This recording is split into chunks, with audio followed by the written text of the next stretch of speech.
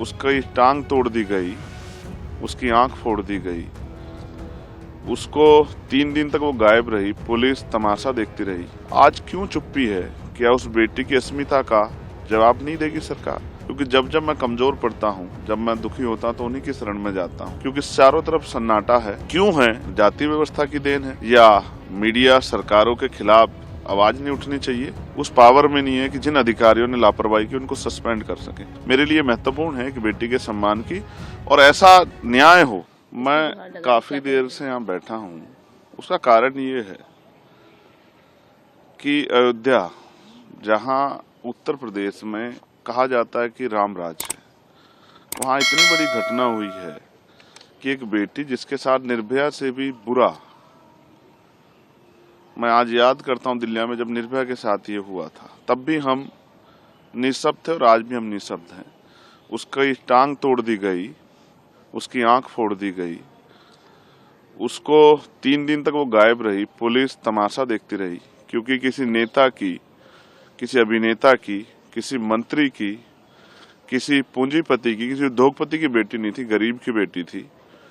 इस वजह से जो चुप्पी है, उस चुप्पी पे सरकार को जवाब देना चाहिए। उस जिस दशा में मिली थी, खून से लथपथ, अभी तक पुलिस के हाथ खाली हैं। 3 दिन तक उसकी सर्च नहीं किया गया क्योंकि वो बेटी दलित की थी, वो बेटी अयोध्या की थी। तो मैं सरकार से पूछने का काम कर रहा हूँ। और इवन प्रधानमंत्री जी, मेरे याद है, वो कहते थे कि दलितों को मत मारो, मुझे मार लो। बेटी तो बेटी होती है। आज क्यों चुप्पी है? क्या उस बेटी की अस्मिता का जवाब नहीं देगी सरकार? मैं यहाँ इसलिए हूँ क्योंकि बाबा साहब अम्बेडकर ने कहा था कि मैं किसी भी देश की तरक्की उस देश में रहने वाली महिलाओं की तरक्की से मापता हूँ। आज मैं सह नहीं पा रहा हूँ क्योंकि चारों तरफ सन्नाटा है। क्यों है? जाति व्यवस्था की देन है या मीडिया सरकारों के खिलाफ आवाज नहीं उठनी चाहिए? बहुत सारे सवाल है, उनको लेकर मैं बाबा साहब अम्बेडकर की शरण में हूँ, क्योंकि जब जब मैं कमजोर पड़ता हूँ, जब मैं दुखी होता हूँ तो उन्हीं की शरण में जाता हूँ कि वो मुझे मेरे जो अधिकार हैं, मेरे कर्तव्य हैं, उनको पूर्ण रूप से निर्वहन करने की शक्ति दें कि मैं उनका सही प्रयोग कर सकूं। और जो शपथ मैंने पार्लियामेंट में ली थी कि मैं सभी के लिए, महिला हो, पुरुष हो, देश के हर नागरिक के हक की आवाज उठाने का काम करूंगा, मैं उसी जिम्मेदारी को निभा रहा हूँ। क्या संसद के पटल पे भी आप इस बात को उठाएंगे? मैं स्पष्ट करता हूँ, मैं वैसे मैं एक वकील भी हूँ, संसद का सदस्य होने के साथ साथ मैं मर्यादा का बड़ा पालन करता हूँ, लेकिन आज मैं खुद को रोक नहीं पा रहा हूँ क्योंकि मेरी तकलीफ, और मैं इसमें निःशब्द हूँ क्योंकि हम उस पावर में नहीं है कि जिन अधिकारियों ने लापरवाही की उनको सस्पेंड कर सके।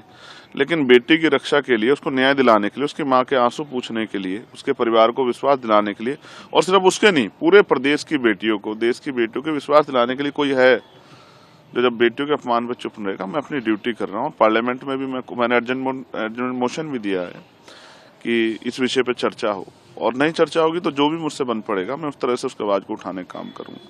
मेरे लिए महत्वपूर्ण है कि बेटी के सम्मान की और ऐसा न्याय हो कि वो किसी पार्टी जुड़ा हो, किसी धर्म से जुड़ा, किसी जाति जुड़ा, ऐसा न्याय हो कि दोबारा कोई अपराधी किसी बेटी का अपमान करने से पहले 1000 बार सोचे। इसको सुनिश्चित कराने के लिए आज मैं यहाँ बैठा हूँ। अमर उजाला जीवांजलि के सारथी की मदद लें और महाकुंभ में स्नान जरूर करें।